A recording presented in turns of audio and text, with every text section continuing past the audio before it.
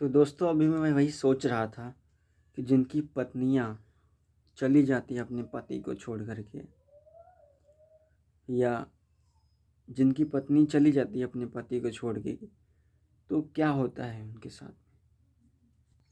वो अटैचमेंट होने के बाद, वो भावनात्मक जुड़ाव होने के बावजूद जब वो चली जाती हैं तो उसके पति पे क्या बीतती होगी, क्या बीतता है।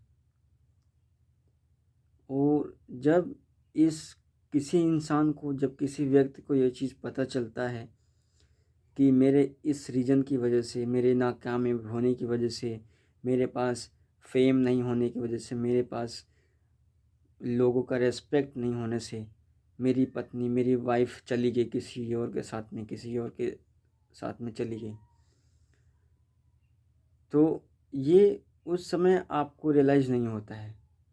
ये चीज़ें उस समय आपको नहीं पता चलती है, लेकिन एक समय के बाद जब आप कामयाब होते हो, जब आप उस काबिल बनते हो, जब आप उस काबिल बन जाते हो, जब आप उस काबिल बन जाते हो, लेकिन उसके पहले आप ये मान लेते हो, मतलब ये मानना पड़ता है, ये मानते हो कि ये चीज़ें जो हुआ मेरे साथ में, चलो सही हुआ, अच्छा हुआ, चलो ये हुआ तो अच्छा हुआ।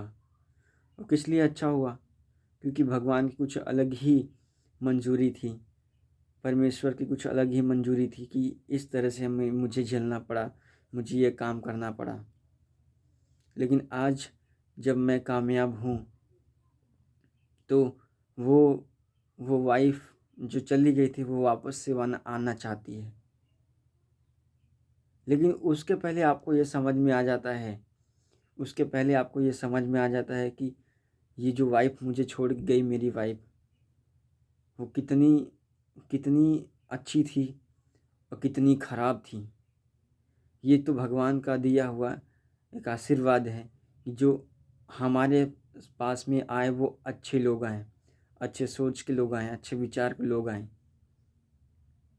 ज़रा इमेजिन करो कि ये घटना किसी के भी साथ में हो सकता है, चाहे एक लेडीज़ हो, चाहे एक मेल, चाहे एक जेंट्स हो। अगर किसी लेडीज़ के साथ में ऐसा हो रहा है,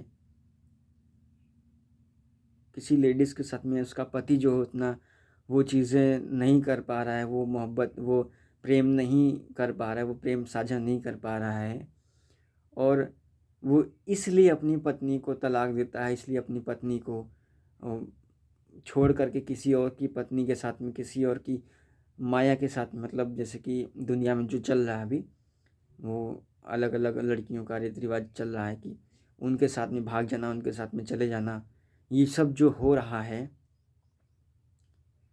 तो क्या लगता है उन पत्नियों पे क्या बीतती होगी? मुझे आप ये बताइए। कल को वही पत्नी अगर अपने आप में कुछ इम्प्रूवमेंट लेकर के आती है, कुछ अपने आप में काबिलियत लेके आती है, तो एक दिन उसी पत्नी को देखने के लिए वही पति तरसने लगता है, वही पति आता है देखने के लिए। फिर एक समय के बाद क्या होता है कि वो मनाना पड़ता है कि देखो, देखो, मैं अब तुम्हें चाहती हूँ, मैं अब तुम्हें पसंद करती हूँ, अब तुम मेरे होने चाहते हो। दोस्तों उस वक्त पे वो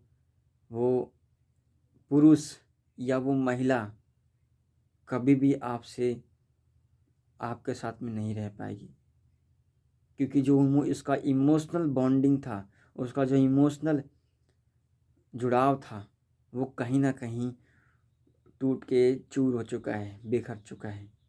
और क्योंकि वो नहीं होना चाहता है, क्योंकि उसे तुम्हारे चरित्र का, उस औरत के लिए भी, और क्योंकि उस पुरुष का उस स्त्री के प्रति